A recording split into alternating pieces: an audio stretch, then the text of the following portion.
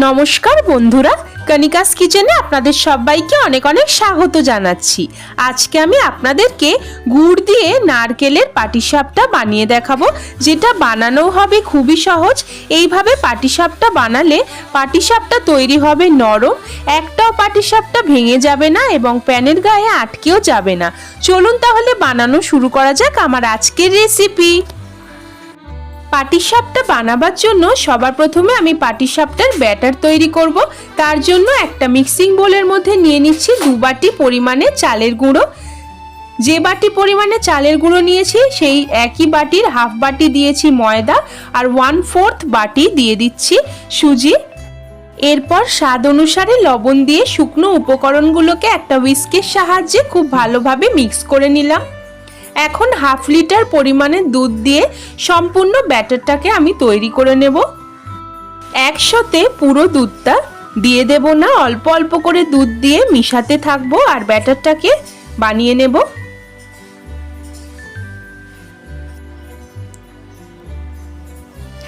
এখন দিচ্ছি 2 চামচ পরিমাণে খেজুরের গুড়। পাটিসাপটা আমি গুড় দিয়ে বানাচ্ছি, আপনারা চাইলে চিনিও ব্যবহার করতে পারেন। এখন হুইস্কের সাহায্যে খুব ভালোভাবে গুড়টাকে ব্যাটারের মধ্যে মিশিয়ে নিলাম। ব্যাটারের কনসিস্টেন্সিটা আপনাদের আমি দেখিয়ে দিচ্ছি। দেখুন বন্ধুরা, এইরকম ফ্লোটিং কনসিস্টেন্সির হতে হবে। এখন আধ ঘন্টার জন্য ব্যাটারটাকে রেস্টিংয়ে রেখে দিচ্ছি ঢাকা দিয়ে। ততক্ষণে নারকেলের পুরটা বানিয়ে নেব। তার জন্য গরম কড়াইতে দিয়েছি 1/2 চামচ পরিমাণে ঘি। ঘি গরম হলেই দিয়ে দিচ্ছি একটা গোটা মাঝারি সাইজের নারকেল কোড়া আর 250 গ্রাম পরিমাণে ছোট টুকরো করে কেটে নেওয়া ভেলি গুড়। এখন নারকেল আর গুড় ভালোভাবে একটু নেড়ে চেড়ে নিচ্ছি যতক্ষণ না পর্যন্ত গুড়টা একেবারেই মেল্ট না হয়ে যায়। 2 চা চামচ দিচ্ছি এলাচের গুঁড়ো। এলাচের গুঁড়ো দিলে স্বাদটা অনেক বেশি ভালো হয়। সমস্ত কিছু এখন আবারও ভালোভাবে মিশিয়ে নিচ্ছি।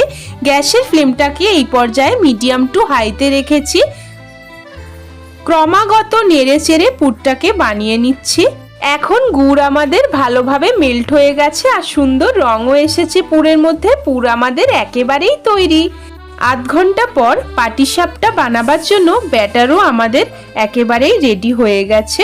এবার একটা প্যানের মধ্যে আমি ব্রাশে করে কিছুটা ঘি নিয়ে লাগিয়ে নিচ্ছি। এরপর হাতায় করে 1 হাতা ব্যাটার আমি প্যানের মধ্যে দিয়ে দিচ্ছি।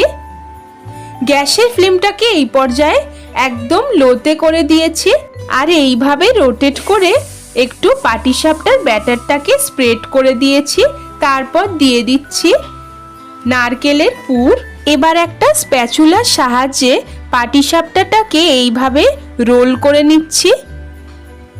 উল্টে পাল্টে ভালোভাবে পাটিসাপটাটাকে এবার বানিয়ে নেব। গ্যাসের ফ্লেমটা কিন্তু লোতেই রয়েছে।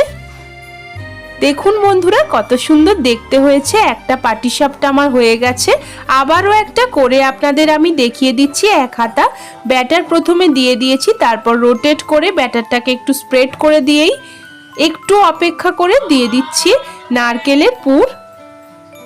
পুর দিয়ে একটা স্প্যাচুলার সাহায্যে রোল করে নিচ্ছি এইভাবে।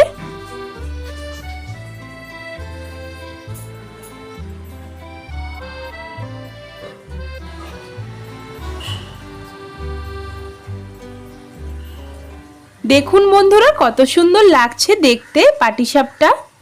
প্রত্যেকটা পাটিসাপটা আমি এই একই প্রসেসে তৈরি করে নেব।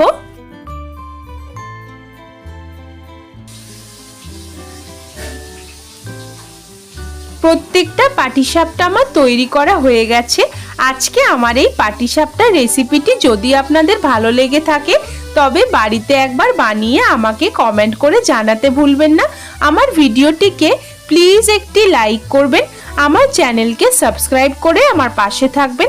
পাশে থাকা বেল আইকনটিকেও প্রেস করে দেবেন যাতে চ্যানেলে আমি যখনই কোনো নতুন ভিডিও দেব আপনারা সবার আগে দেখতে পেয়ে যান। আমার ভিডিওটিকে বন্ধুদের সঙ্গে একটু বেশি বেশি করে শেয়ার করে দেবেন। আজকের মতন এই পর্যন্তই। আবারও হাজির হয়ে যাব নতুন কোনো রান্নার রেসিপি নিয়ে।